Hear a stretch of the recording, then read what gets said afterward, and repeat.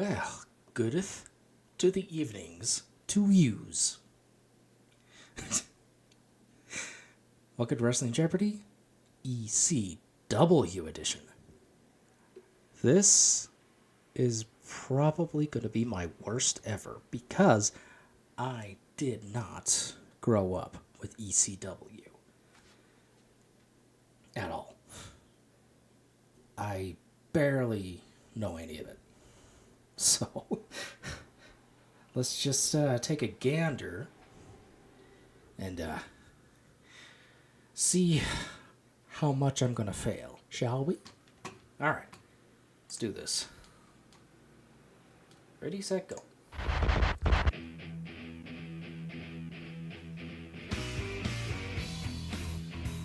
Welcome to Wrestling Jeopardy, the only interactive pro wrestling trivia challenge on YouTube where you're the contestant. I'm your host, Kevin J. Callis. And I hope you're ready to test your hardcore knowledge to live a little dangerously and take your final score to the extreme. And with that, let's go to the board now and check out the categories you'll be quizzed on, starting with extreme rivalries. Okay. Followed by Name That Dudley. I only know of legal, 3 of them.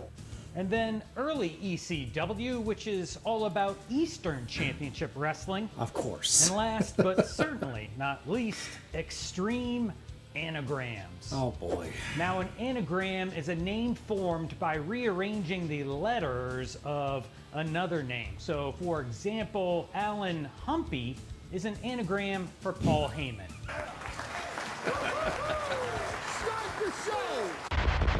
So let's kick things off with the 200-point round, where you should go 5 for 5, and if you don't, well, there's a Singapore cane shot with your name on it.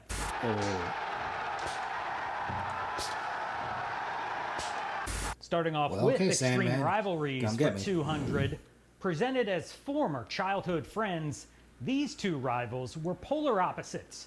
One, the dark, brooding outcast, and the other, the heart and soul of ECW. Okay, so it's Tommy Dreamer, and Raven.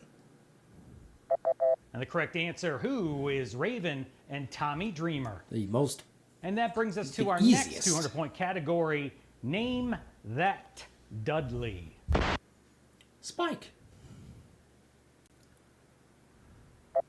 And of course, that's the runt of the Dudley family, little Spike Dudley. Moving on to Barely Legal for 200. This commentator made history during Barely Legal as he became the first and only announcer to call a live pay-per-view broadcast by himself. I think it's Joey Styles. Because he did one-man shows. And the answer, who is Joey Styles? Oh my God! We're on to early EC Dub for 2. This wrestler was more or less responsible for Eastern Championship Wrestling transitioning to Extreme Championship Wrestling in 1994 after winning the NWA World title and then trashing the belt in a shocking shoot promo. I know what he's talking about. Shane Douglas. One of the all-time classic moments in wrestling history. The correct answer, who is the franchise? Shane Douglas. And they can all kiss my... And let's finish up the 200-point round with extreme anagrams. Kent Furry is an anagram for this wrestler.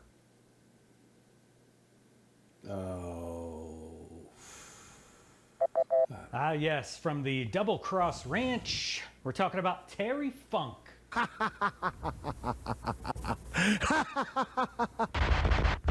And let's jump back to extreme rivalries and kick off the 400-point round.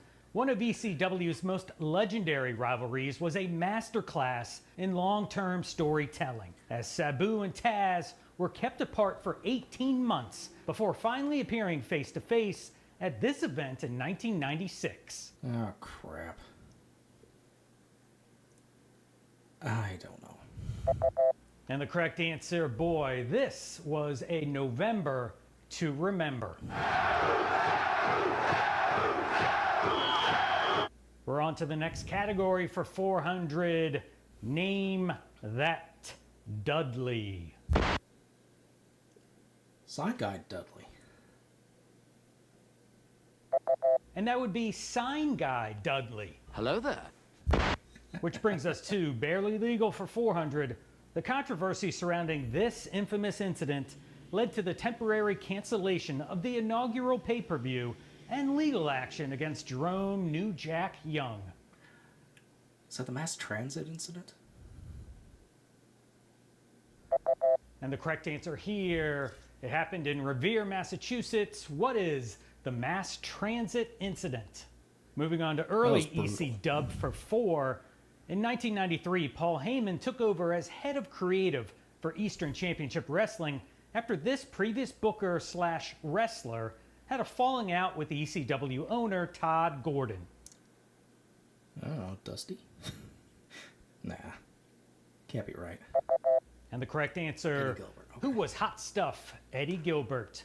And just a friendly reminder, if you've been watching for the past 21 episodes, you may recall that growing up, my nickname was also Hot Stuff. And let's close out the 400-point round with extreme anagrams. Vincent Roos is an anagram for this wrestler.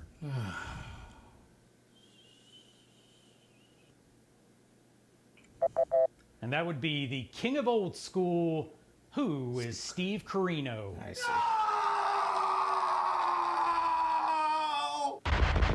All right, 10 questions down, 15 to go, plus a daily double and Final Jeopardy. Let's kick things off with the 600-point round. The rivalry over the ECW television title between these future radicals was vital in proving that ECW wasn't just about blood and guts.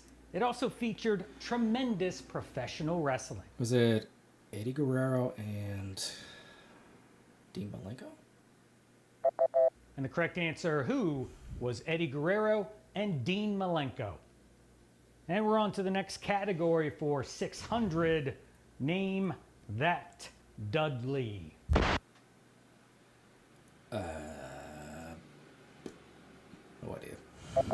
The largest member of the Dudley family, standing 6'7" and weighing over 300 pounds, who was Big Dick Dudley. All right, and we're on to Barely Legal for 600. The first match to air live on pay-per-view saw this team defeat the Dudley Boys for the ECW World Tag Team Championship. Full-blooded Italians? And the correct answer, who are Perry Saturn and John Cronus, also known as the Eliminators. Brings us back to early ECW for 600. Shows you how much I know. At Paul Heyman's first show in charge of ECW, Ultra Clash 93, the Public Enemy debuted as a new tag team with Johnny Rotten changing his name to Johnny Grunge, and this wrestler now becoming known as Flyboy Rocco Rock. Oh. Yeah. And the correct answer, who was the Cheetah Kid? Look at this dude. And let's close out the 600-point round with extreme anagrams. Trev Sidechairs is an anagram of this wrestler.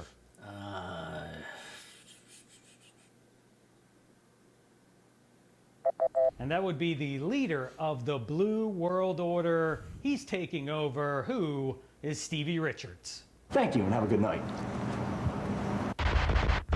Kicking off the 800-point round with extreme rivalries. Rarely do two different wrestling styles mesh well together. However, this high-flying rivalry between the Extreme Luchador and the Japanese Buzzsaw was something special.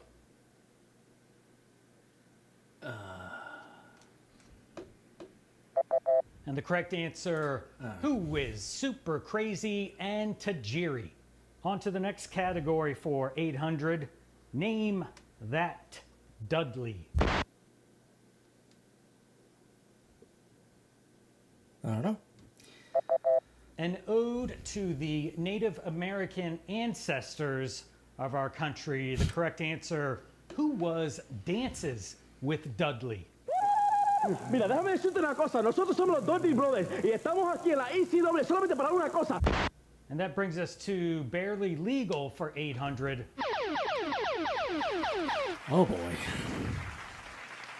All right, the Daily Double has arrived. Barely Legal is the category, which was the first ever ECW pay-per-view back on April 13th, 1997. Think about how much you remember about Barely Legal and place your wager now.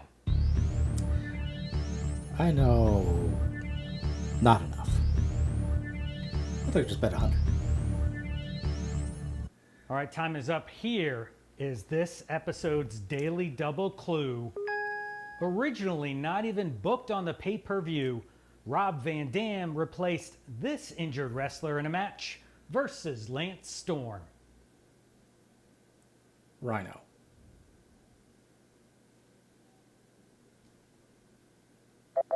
And the correct answer, who was Chris Candido? Moving on to early ECW for 8. This wrestler joined Eastern Championship Wrestling as a part of their ring crew and usually worked for free as long as he could have some fun bouncing around in the ring before and after shows. Mick Foley? No, it's The ultimate Mikey underdog. The correct answer, who is Mikey Whipwreck? As soon And let's finish up the 800-point round soon as it was over, with extreme anagrams. I just Ahab got it. Solemnly Click. is an anagram for this wrestler.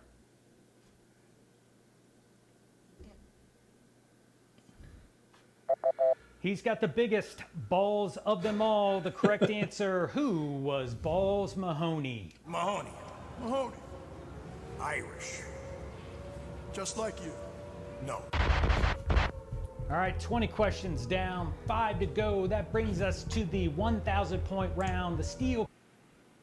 okay, for the Eastern Championship one, I almost knew it. Name is on the tip of my tongue, but as soon as the beeping started, I finally got it. It was Mikey Whipwreck. It's like, whoops. Cage begins to lower. The ominous music begins All to right. play. Get your extreme thinking caps on because these are going to be tough. Let's go to extreme rivalries for 1,000. The intense rivalry between Mike Awesome and Masato Tanaka ultimately culminated in one final match at the One Night Stand pay-per-view in 2005. However, their feud began in Japan when Awesome competed under this name.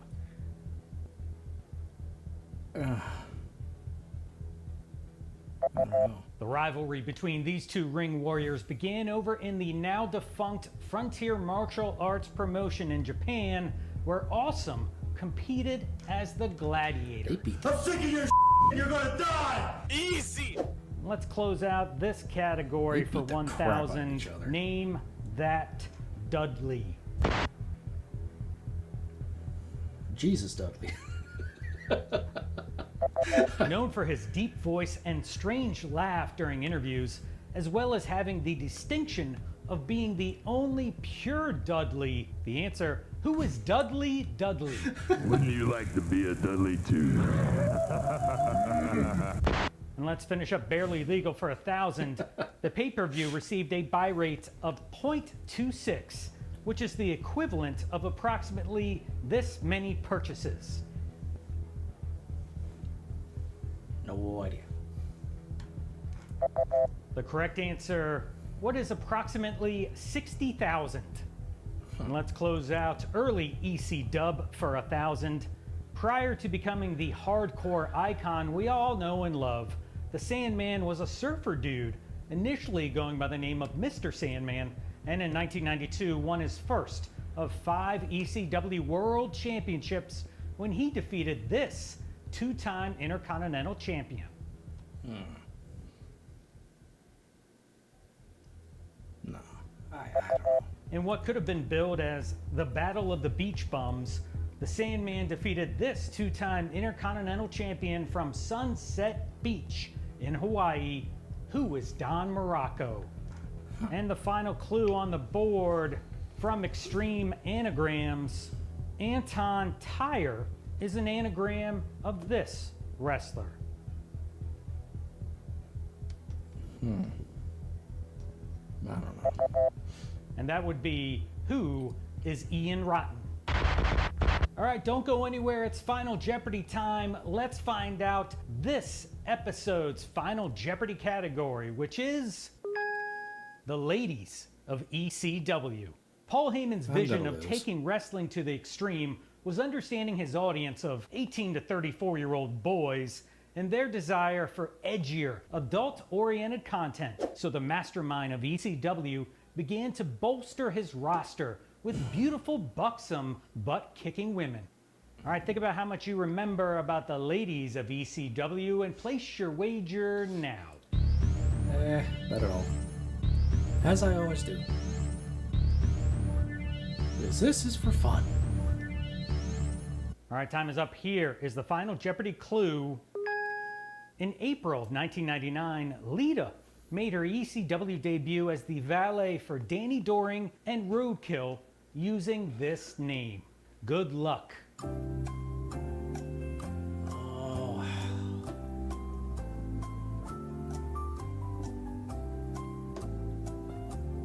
I swear I heard it before, but I just can't remember. In April of 1999, Lita made her ECW debut as the valet for Danny Doring and Roadkill using this name. Although she would change her name to Angelica when Doring proposed to her at the July 1999 Heatwave pay-per-view, she officially debuted as a beauty pageant contestant named Miss Congeniality.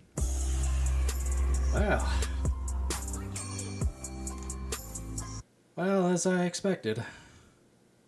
Whoops. I was wrong.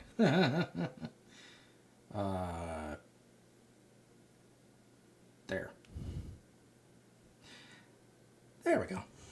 That's the correct one. As I expected, because didn't grow up with it. Just, it's not for me, you know? So, that's it. That's Wrestling Jeopardy. Yeah, make sure to like, subscribe, hit that notification bell, all that fun jazz. And we'll see you next time.